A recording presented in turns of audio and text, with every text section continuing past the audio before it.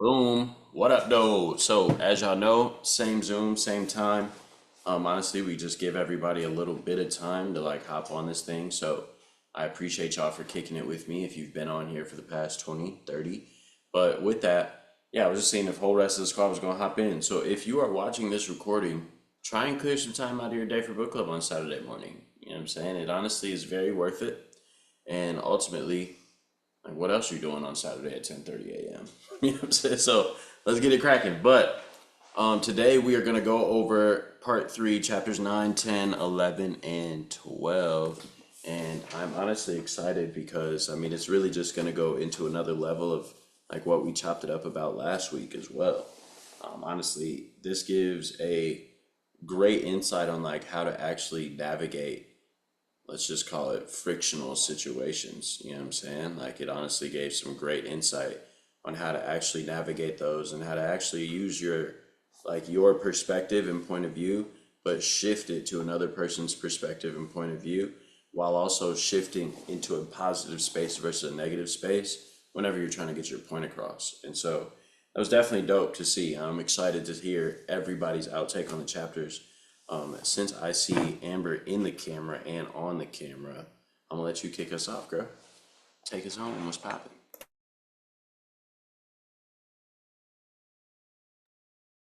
What up, everyone? How's it going? Good morning. Saturday morning book club. All right. How to win friends and influence people. Chapter 9, what everybody wants. So, chapter 9, the principle that I talked about was being sympathetic towards other person's ideas and other person's desires.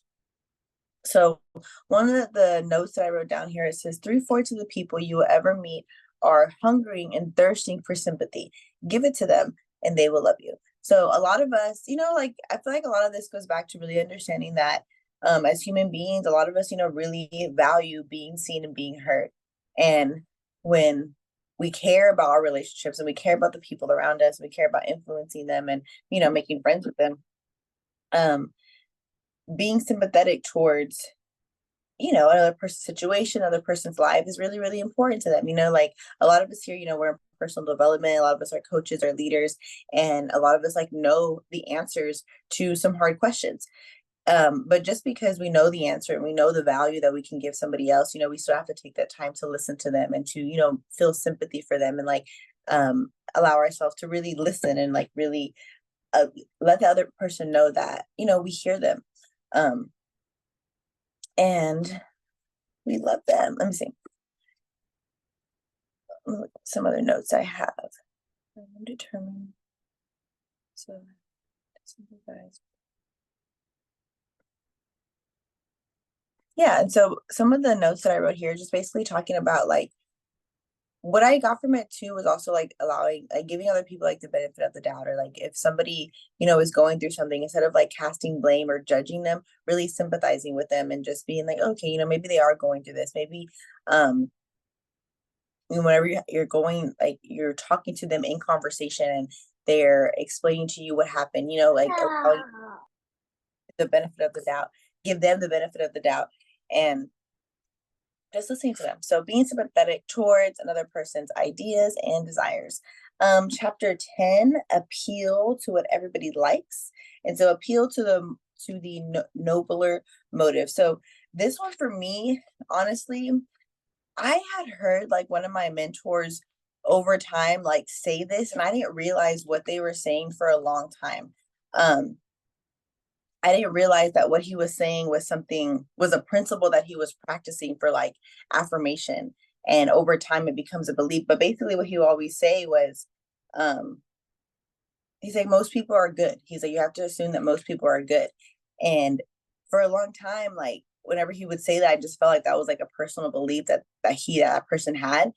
And I was like, okay, that is a good perspective to have. That is a good, belief to have, a good perspective to operate out of. But then over time, especially when I started to read this chapter, it's like, no, when you really assume the other person is like a genuinely good person and they are doing the best that they can with the information that they have at the time, which most people are, which most of us are, and you assume that about them, then it allows allows for just more connection and more sympathy.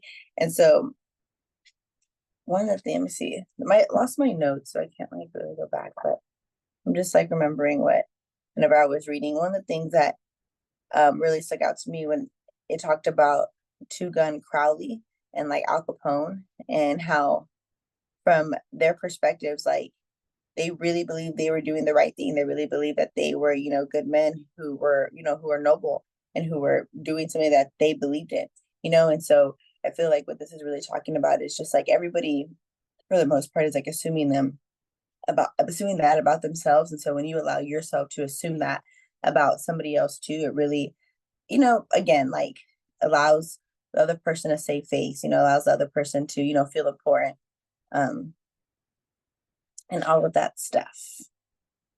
Number 11. Chapter 11 was really funny. The principle for me was funny. Dramatize your ideas. Just because I'm really, really dramatic. And so I just feel like this allowed me to be even more dramatic as I already am.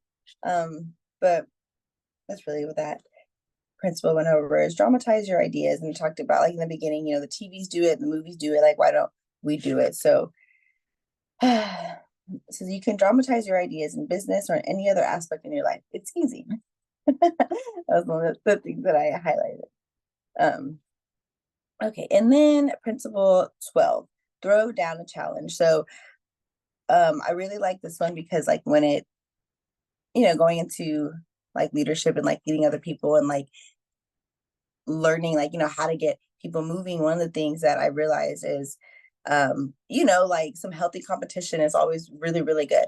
And, allowing there to be like, some competitive, like a lot of people like to do, we're here for the experience. We're here for the experience of life, and so the experience of competition, the experience of the game, the experience of, going after something together is fun. And when we add that into our life, and we add that into, our communities and all the things, it really like, allows people like, to come together and to really, strive for something more. And so like throwing down a challenge, that's what chapter 12 was about. When nothing else works, try this. And also, I thought it was really interesting for me because sometimes personally, I don't really like challenges, but every once in a while I do. Okay, well, that's all I got for my chapters. Sorry for rambling. Let's see. Kelsey, you go next.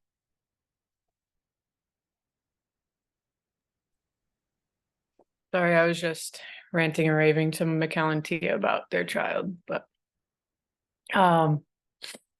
no, these chapters were good. Mikkel wasn't lying last week when he said the end of part 3 would be solid.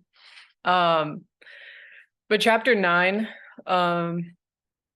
what it kind of brought up for me was I mean, and it's been happening after like listening / reading that chapter.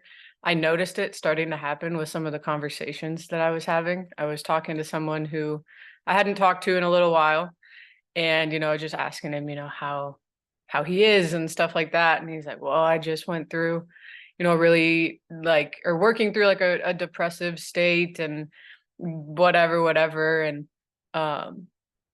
just showing him that sympathy of like, yo, bro, like I'm sorry you're going through that. Whatever. And then we started having a more, intentional, deep conversation. And with that, like even in our business side of things too, it kind of like reminded me, because there's sometimes when I'm talking to people and they kind of go down that lane, sometimes like my pride gets in the way, where I'm like, yo, if you just knew what I knew, you'd feel better, but in these kinds of circumstances, that's not really the best way to obviously go about that. Like even if that's what it ends up getting to, starting off with that sympathy of, just even if you can't fully relate to that person, just letting them know. I know Mikkel put it in the chat right away when Amber was talking, but people don't care, or people don't want to know what you know until they know that you care. And so definitely step one of starting off those conversations if that's how it's going. And then chapter 10, yeah, putting yourself in the other person's perspective of seeing it from their side of things. I was going to touch on the Al Capone thing as well, and the line that they opened up with is, I don't blame you for feeling the way that you're feeling. If I was you, I'd probably feel the same way too. And that's not saying that you're necessarily agreeing with how they're feeling, because you are not them, but they are them, and that's how they're perceiving said situation. And moving from there into chapter 11 of finding the more noble cause, is that's where it does get tricky, of like using this book for good, because that is a solid part of where you can manipulate people, where you kind of hit them in the heartstrings. And they talked a few times in the book about, if you, I think he was saying where he was talking to, I don't remember the author's name, Little Women author, but he said, I, instead of I'm gonna pay you, I'm gonna send a $100 check to the charity of your choice. And that is something that touches people a lot more than just being like, yo, if you come do this for me, I'll pay you. Like, that's cool, but digging a little bit deeper into what they truly care about. And that also goes into taking time to be intentional with the people that you're talking to know, kind of their motives behind why they do the things they do, or what, inspires them and stuff like that. So that is kind of a quick summary of what I took away from the end of part 3. I was listening to it and I accidentally started listening to part 4. And so I'm excited for next week. But where's Nate? Nate was on here when I got on here. Nate. Jason's here too, bro. My day is made. Jason's here. Hi, No, Jason. I haven't. I'm still catching up with the recordings, but I'll just take from what Amber and Kel said, which is kind of hard to process right now. Give me a second. Can I add something in that last thing that Kelsey was saying real fast? Yeah, of course. Okay. So one of the things in my notes from Principle 10, appeal to noble motives. Appeal to nobler motives. This is one of the last paragraphs. It says, experience has taught me, says Mr. Thomas, that when no information can be secured about the customer, the only sound basis on which to proceed is to assume that he or she is sincere, honest, truthful, and willing and anxious to pay the charges. Once convinced they are correct, to put it differently and perhaps more clearly, people are honest and want to discharge their obligations. The expectations to that rule are comparatively few, and I'm convinced that the individuals who are inclined to chisel will, in most cases, react favorably if you make them feel that you consider them honest, upright, and fair. So like that last sentence right there. In most cases, react favorably if you make them feel that you consider them honest, upright, and fair.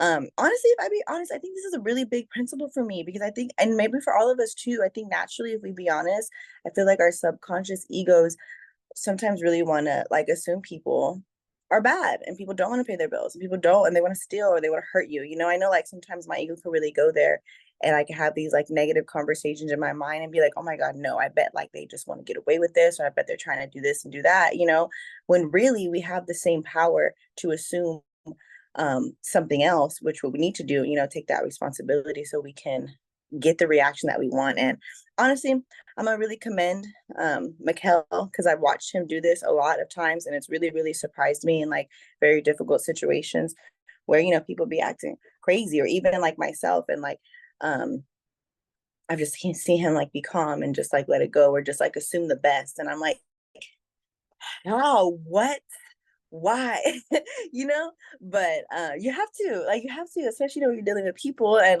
you're a leader, like you have to, like that has something that I've had to be very conscious about because like, you don't want to, like you want to get mad or you want to be like, no, but like again, we're leaders, we are creating the environment, we're setting the tone. And so like assuming that the person is the best, obviously like we know the spiritual aspect to that, we're creating that reality for ourselves, but also like when you assume that another person is good, like another like leader law thing that I learned like somewhere else, but like somebody will always they want to meet you at that level. They want to meet you. They want to meet that expectation, I remember I was talking about this chapter to somebody and they're like not in like personal development or anything.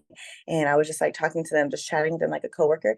And he was like, yeah, but that doesn't always work. Like one time my boss like did that to me, but I didn't want to do what he wanted to do, like what he was trying to make me do. And I'm like, well, that's why I want to talk to people who don't want to do this stuff. I don't know. Okay, sorry. Nate, yeah, I could go. Yeah, no, I'll just pick up from that, I guess in a little different way. I mean, I've always been relatively good. If y'all don't know me, my name is Nathan. They call me Crypto Nate. I've been with the team for like about 1.5 years now. And I do all crypto things on that side. But I guess like it's never really been too hard for me to see the brighter side of people. Um, I've always been able to connect and try to make a connection no matter what. My wife, when we first got together, she hated it because we went on a cruise and we'd be in the elevator and I'd literally conversate with every single person inside the elevator. How long you been here? How many times you been on a cruise? How long you gonna stay on this cruise? What do you do? Wow, that's cool. Like I just create a conversation and hope for the best because I don't think humans and we're all the same. You know what I'm saying? We got the same spirit no matter who we are. We all got our differences, but I think that's what makes us who we are. Um, if you're just able to communicate with people, you'll be able to help yourself a lot more and help. You never know who you can help that day. You know what I mean? Whether they're having a good day, a bad day, if you can make somebody smile, ultimately that's already making a connection that a lot of people don't even do.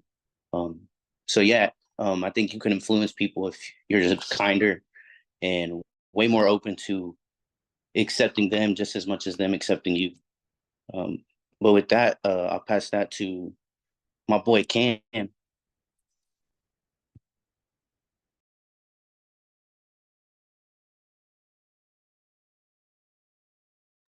Hey, yo, did I just get popcorn?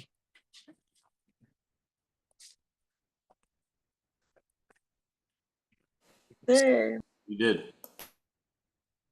Ah, well, what's up, y'all? How y'all week going?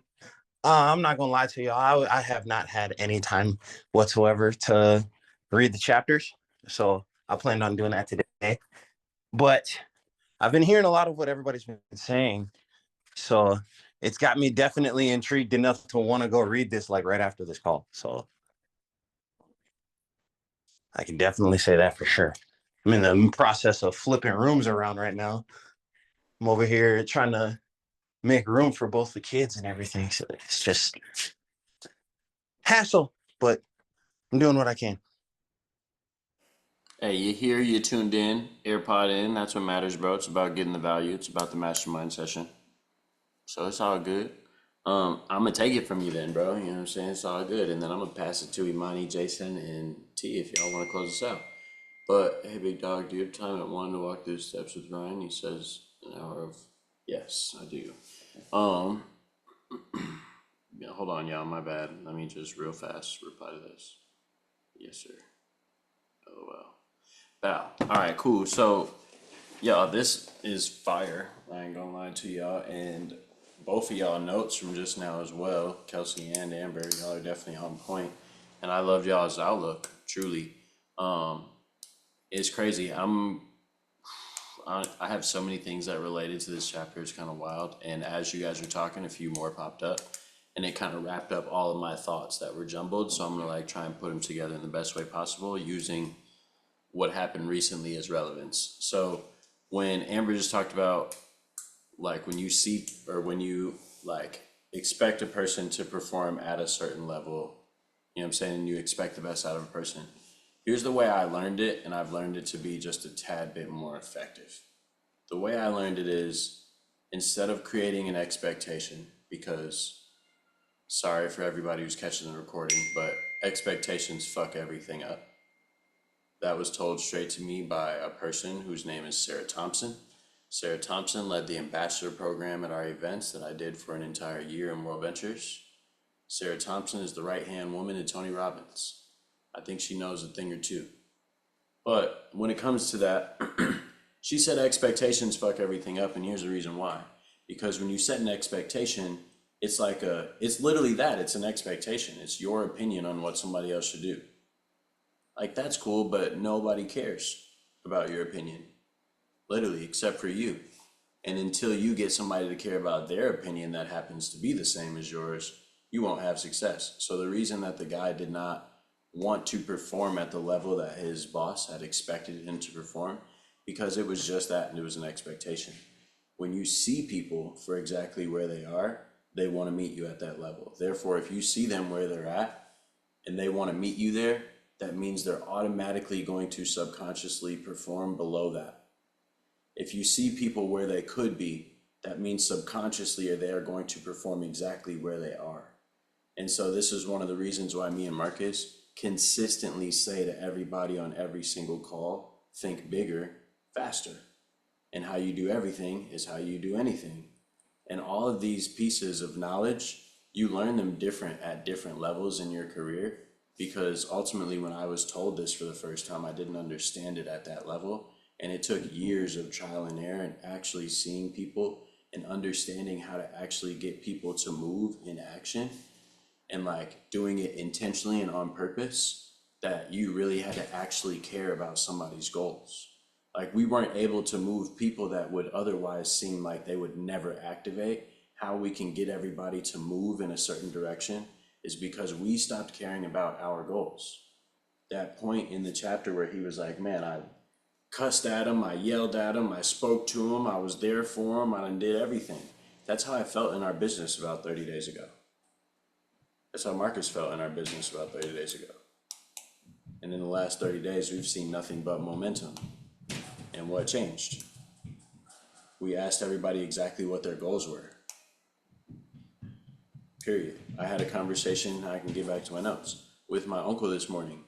I showed my uncle the deal. He called me this morning. I done moved heaven and earth for my uncle because he's one of the most successful people I know. And I got corporate to give him one of the vault positions in our organization. And as I did, he called me this morning talking about he don't know if he want to put in some time. I was like, nigga, you couldn't tell me that a week ago? Like, before we did all of this, bro, you literally just embarrassed me. Like, bro, what are we talking about? And at first I was like, I was feeling myself get angry and I was feeling my temperature rise. And I was like, okay, Mikhail, take a deep breath. First off, you're not in a rush. And then I just calmly asked him, I said, okay, so listen. And then I thought, what are his goals? And I said, so with what you're doing right now that you don't have time to do this, how are you going to get to your goal of $5,000 a month? And do you actually believe that you can do it with said other vehicle? He said, oh no, I'm definitely not doing it with said other vehicle. I'm only gonna do about $500 a month there. I said, okay, so what's the point? What about the other vehicle that you have?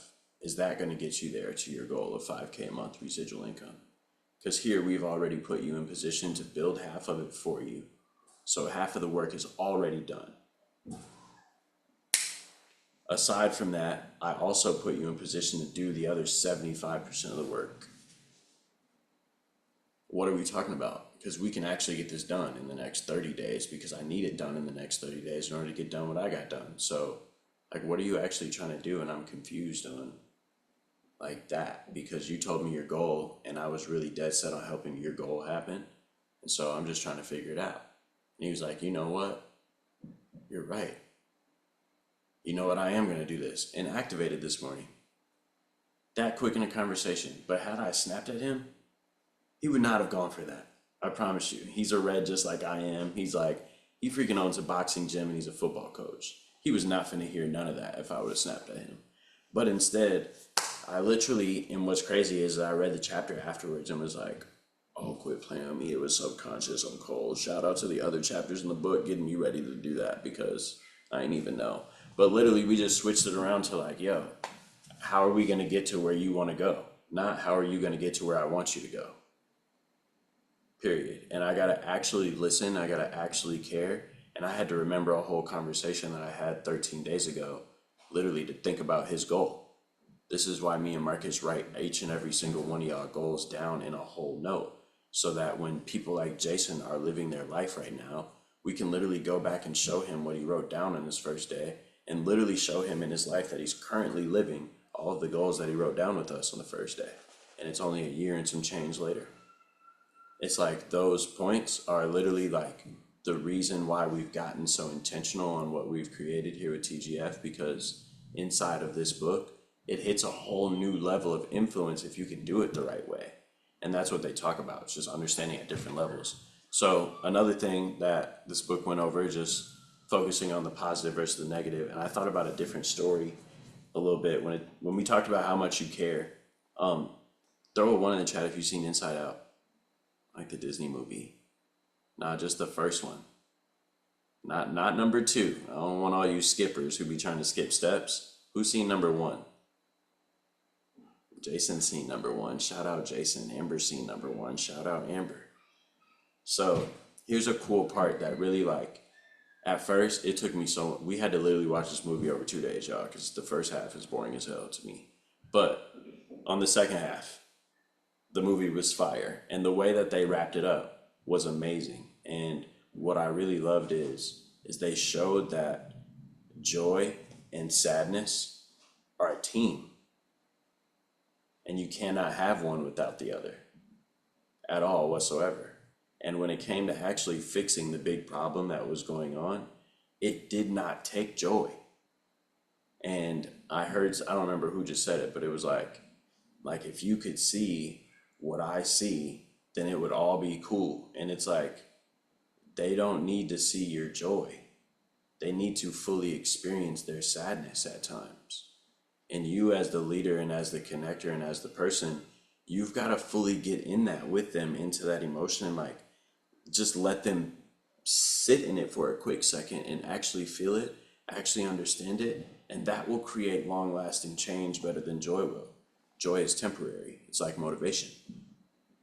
It's literally something that you can spark into everything to make it better.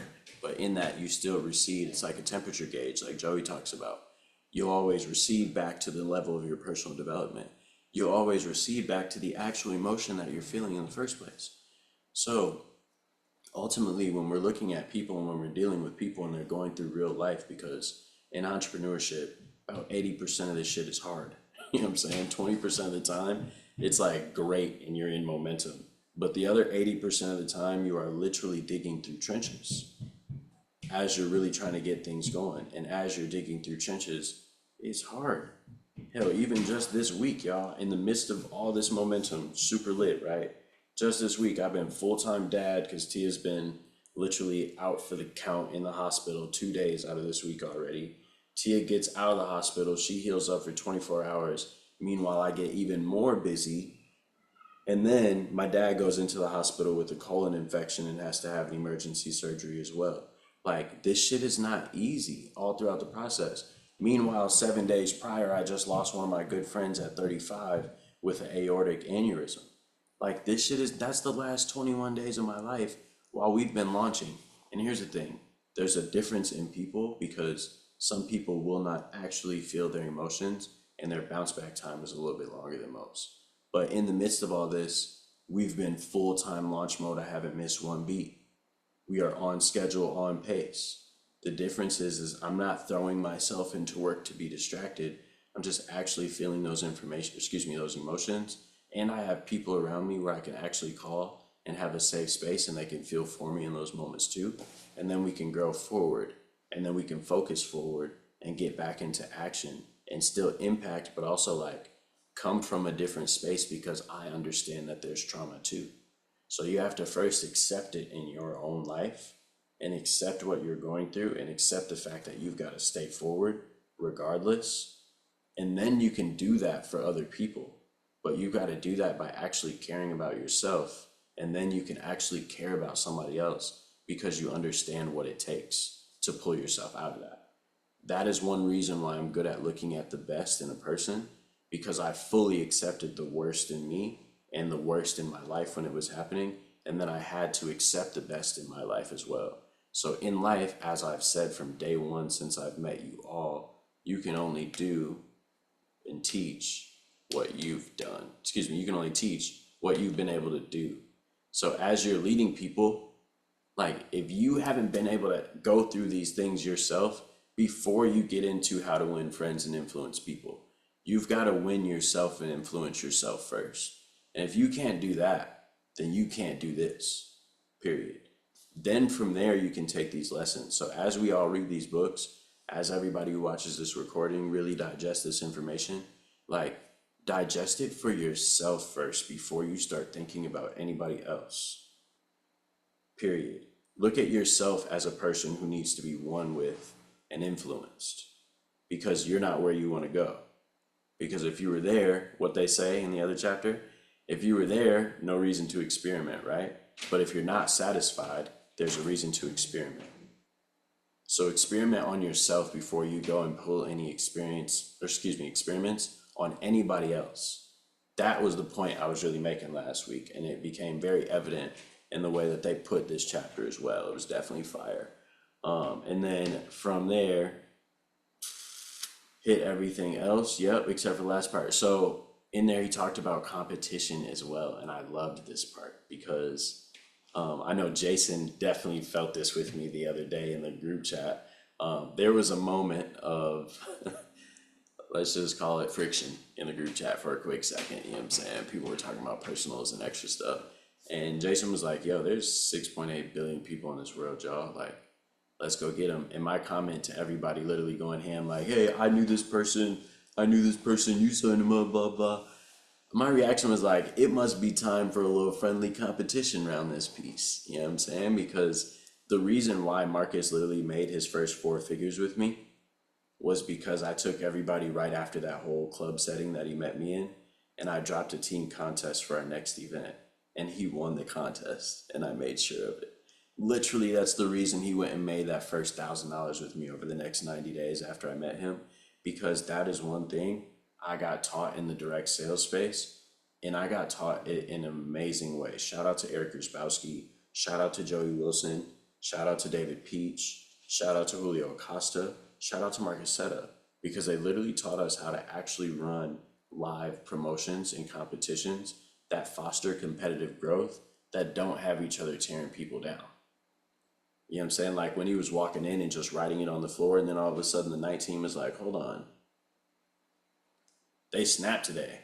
We need to snap because they're not better than us or something. Like, quit playing with us. And they went crazy. Like, fostering that healthy competition in all of our lives and our businesses definitely can do wonders. So because we're all in the direct sales space as well, definitely didn't want to leave that unnoticed throughout these chapters, because truthfully, if you ever wanted to create momentum in a place where you are building a team, one of the best things that you can do is first care about your people, understand their goals. And as you get into that point of like, yo, how am I going to create some like momentum, that after you've understood the goals, after you've really gotten your people to understand that you care about them, that's when you turn on the competition mode.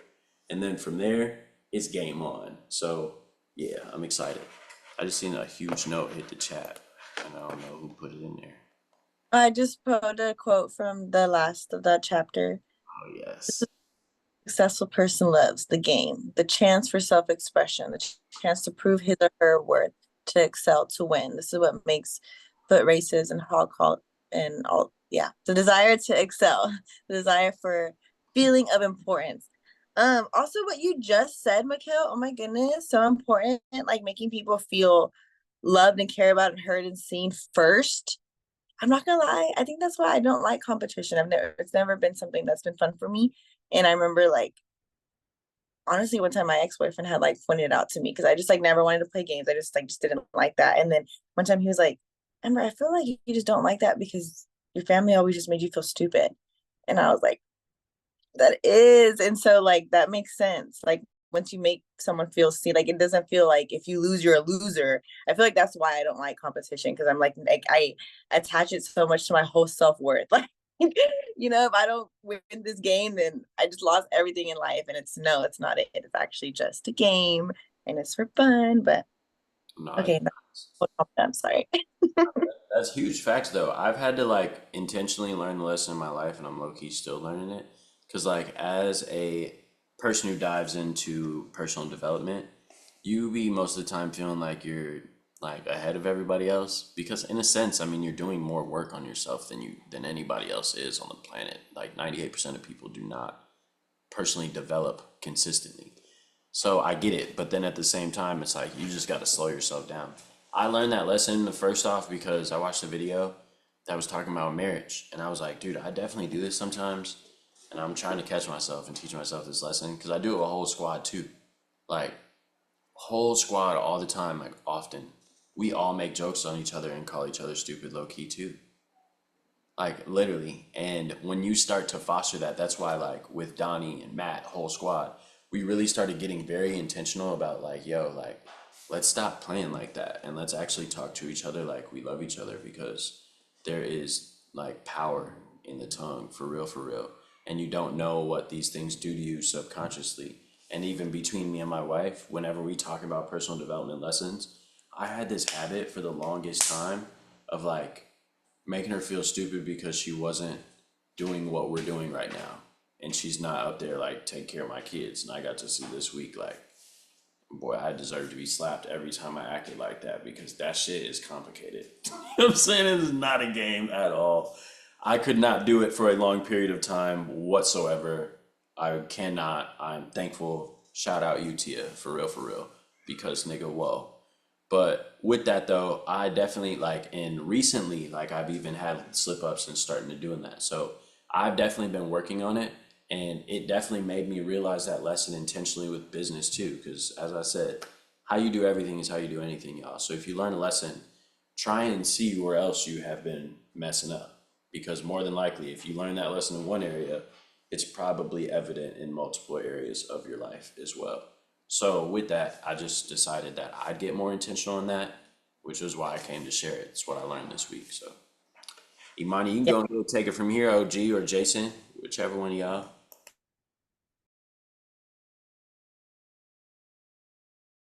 Good Yeah. morning. Oh, go everybody. ahead. Go. How you thought? I'm just kidding.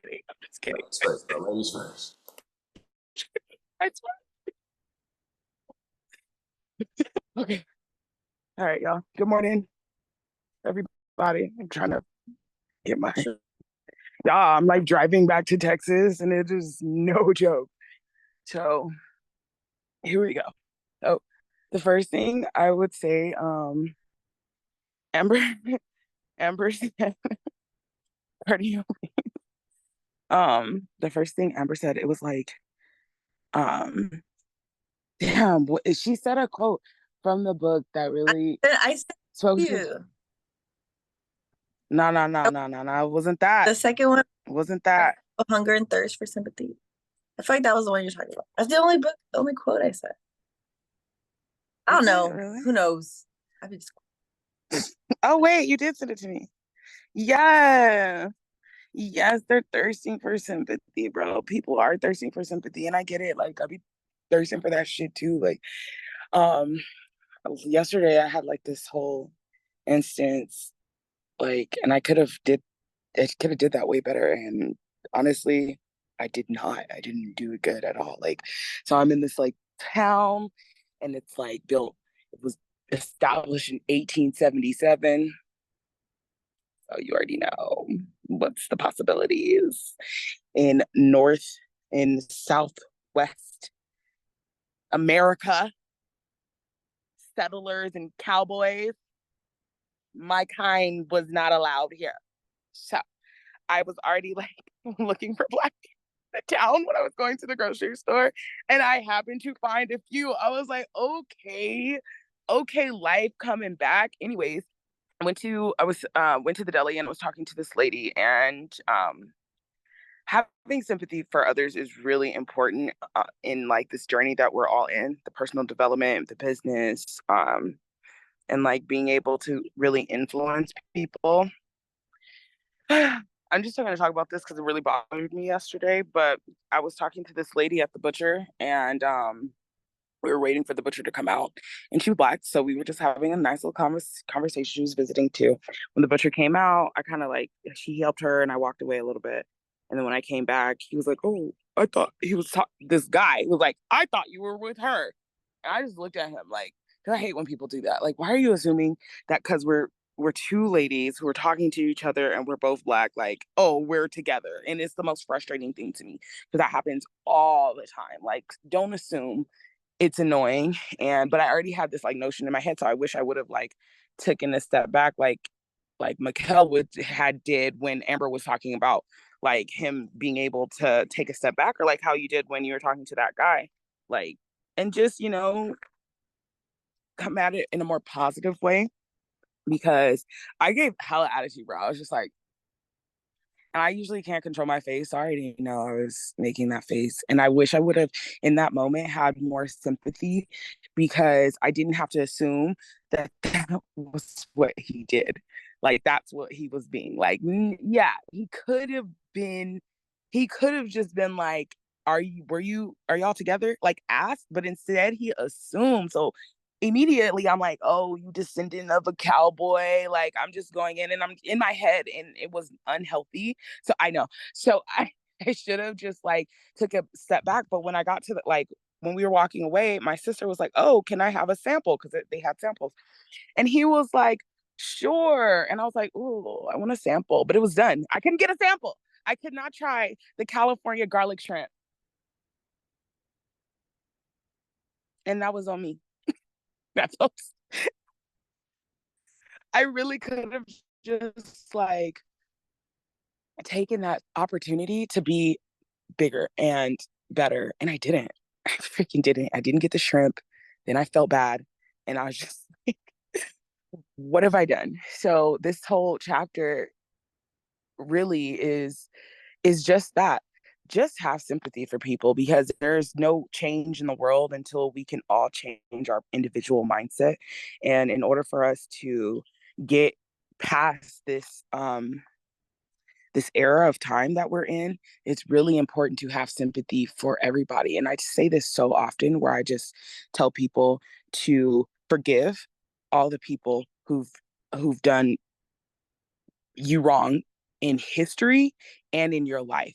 So it's definitely a piece of forgiveness for yourself as well, to have that sympathy for others. Because unless you're kind to yourself, unless you can work through the things that have bothered you, like, y'all know how it is being Black in America over these past like hundreds of years. It's been rough. So of course, like, I'm in a freaking cowboy town, and I have my two girls with me.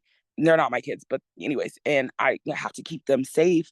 And I'm just like, this man is being racist. No. And I tell people that all the time too. Like, sometimes we just got to forgive all the colonizers of the past, the Spanish, the French, the British, all of them, and move forward, because not all people are like that. So having the sympathy first, instead of assuming the worst, keeping that positive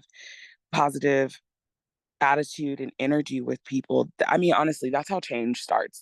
And in this world, we need that change, because we're in a really shady part of our lives, all of us. Not personally, like not our personal lives, but just like us as humans on this earth. We have some decisions to make: give sympathy and win friends, or do what I did and not get a freaking garlic shrimp. So that's my take. Real quick, I just want to say one thing. You can literally like feel and hear the difference in the two types of mindsets that you have, and which one is your authentic self. And I just want to let you know that. And once you actually really become aware of how to operate in your highest level of authentic energy, yo, you gonna be a cold motherfucking piece, money. Like, for real, not for Already am. literally though. But I'm telling you, like as you were talking, I can hear where you get like this is who I'm trying to break away from, and this is who I am. And you can hear the steadiness in your vocal cords. You can hear like the steadiness in your entire soul as well. Like there's a whole nother level of influence that comes out of your voice when you speak that way, you know, and when you operate in that space. So I just want to say, like, in those moments, like, as you get more aware of that literal difference in energy, it'll make it, I want to say, more simple because it's not going to be easy, but simpler to consciously be aware of when you are in the assuming type of energy and when you are in the authentic type of energy. Because I put the thing that my daddy taught me, I know everybody heard it. Assume means make an ass out of you and me. You can literally spell it. You know what I'm saying? So Yeah. literally. And so in that, it's like as we have these moments and as we grow, we've said this to a few of our mentees, it's our moral responsibility after learning this information to operate in this type of space as many times as we can, as much throughout the day as we possibly can, to be able to shed that upon the earth as well. Because as you just said, the whole world doesn't change until we change. And it's got to be one person at a time, forgiving all of the extra and moving from the assuming energy into the authentic. So I just wanted to point that out and you snap, girl. I appreciate it. Thank you. I do have one more thing to say. This is just pretty much for everybody because Amber had brought it up. Be dramatic. Like, for real. Be dramatic. Like, how more special you experience life by being just a smidge dramatic, not drama. It's a difference. Being dramatic, being like putting your passion, putting your love into it, having a little fun with it. Because I kid you not, like that is the way to win people. I went to Tahoe, like that's where I was at. I don't know, last weekend. I don't know. I've been everywhere. And I'm in New Mexico right no, where am I? I'm in Arizona right now. Like, be dramatic, have fun with it because life is too short to take it so seriously. And I went to a couple casinos and a club, and along the way, I kept meeting people, and I was just being me.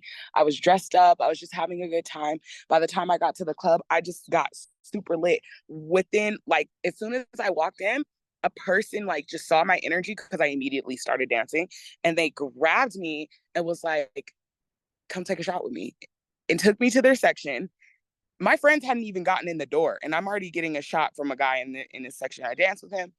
And then the whole night, I was just having fun, being crazy, being dramatic, having like the time of my life, not really caring, just trying to put the fun first.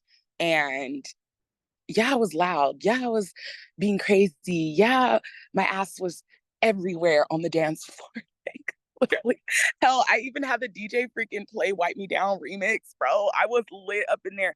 And everybody talked to me. Everybody danced with me. People kept buying me shots. All my friends that I was with never seen me like in that environment. So they were like, wow, you're way with people. Everybody loves you. And this is why. Because being authentic, being dramatic, having fun, wanting to get to know people authentically, or just even like having fun with them while you guys are out in the setting is very important. So I encourage everybody to kind of, if you're a little shy, step out of that because life is on the other side, like big time. I mean, if you're a shy gal, shy guy, you can definitely get by, but like, it's fun being a little dramatic. So thank you guys. I hope y'all all have a good Saturday. I'm just going to be here listening to everybody else. Who didn't, Jason, it's on you. Hey, how's it going? Can y'all hear me? I'm actually driving. Yeah, we can hear you. Okay, cool. So I'm honestly, I haven't been on a book club in probably like 2 months. So I don't even know the book we're reading. I don't know anything like that. But I just want to talk a little bit about like household and stuff like that in your environment. So lately, like Mikhail was talking about how everything was happening to his life and like so fast and all the bad things that were happening. Same thing going on over here. Transitioning, my mom moving in with us, my little sister as well. 3 weeks ago, I lost my grandpa, and then a week and a half ago, I lost my grandma. So like of course, my very first thing, I wanted to just back off and get away from the campfire, you know, like, and just try to take it in for myself. But then last time I did that, I kind of fell off and forgot my vision in the whole thing. And then I backtracked on with Marcus and Mikhail about how they told me my vision.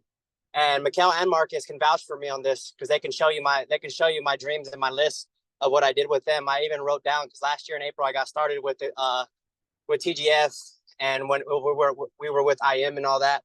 And I told myself within a year of being in this, I'm gonna have myself a house and some land, and me and my wife are gonna be on there. And that's exactly what happened in 10 months, because I was able to set goals and I was able to actually go out there and be authentic. You know what I'm saying? Actually be who I wanted to be, and be who God wanted me to be. I stepped into his word and not into mine, because a lot of the times when bad things happen, I do like get that ego and that pride, and I kind of shut everybody out because I feel as if I'm further than my own family in times. And then that's when I realized that I'm digging myself into the pulpit because I'm not better than anybody. And that's one thing that I had to struggle with, but thankfully Jesus set me free from that. And I want to reiterate a kind of what Mikhail said. I've heard this thing. It said, like, life's not about chances. It's about choices. Everything that you do, whether it be good, bad, or indifferent, has a consequence, right? And one thing Mikhail mentioned was do not set expectations, but instead, one part I can add to that, instead set an example. And that's what I did for a lot of my junior Marines whenever I was in the Marine Corps. I never wanted to be that NCO that just yelled at them, cussed at them, did all this stuff like that, because just because my leadership showed me that. I wanted to actually show them that, like, hey, I'm not afraid to get dirty with you. I'm not afraid to get on the floor with you.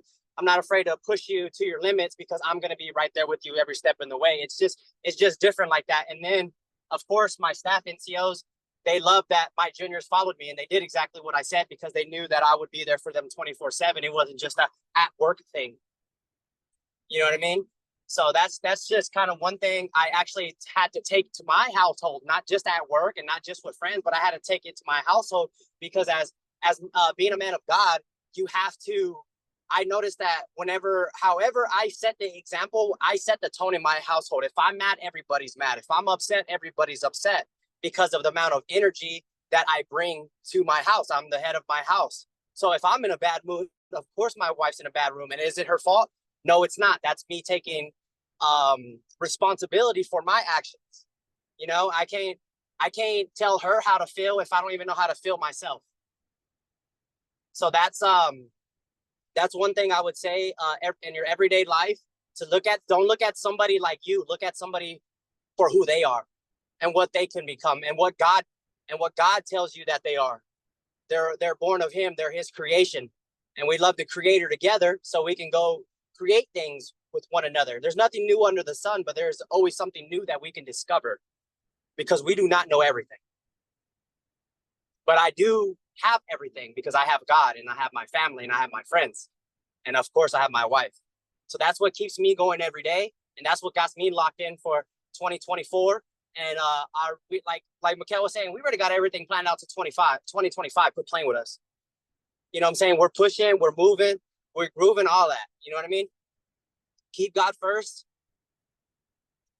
Handle what you got to do, but never, just because you're going through bad things, do not put that pressure on someone else, but instead lead with happiness and joy and fruit of the Spirit. And then everything else will handle itself, because God says that he will lead us all to still waters, lay us down in green pastures. But that's pretty much what I have for that. Like I said, I don't remember the book. That's my fault. You know what I'm saying? Being a leader, I don't even have the book, but I'm not going to allow things in life to change who I am and change the outcome of where I was going. But instead, I'm going to allow those dark spots to keep me going, because that's the mystery of life. That's what keeps you going. You know, I honestly wouldn't want to know everything. With life being such a mystery, being able to just let go, and the unknowing, it's exciting. The unknowing of life is so exciting, you know, and that's only in God's hands. But yeah, thank y'all for letting me have on. I don't know if everybody else got to speak, or not, but that's just my little 2 cents. You know what I'm saying? I don't know who's closing off. Did everybody speak already? Yeah, I think everyone spoke already. Awesome. Well, that would conclude for book club. Mikhail, do you want to close us out?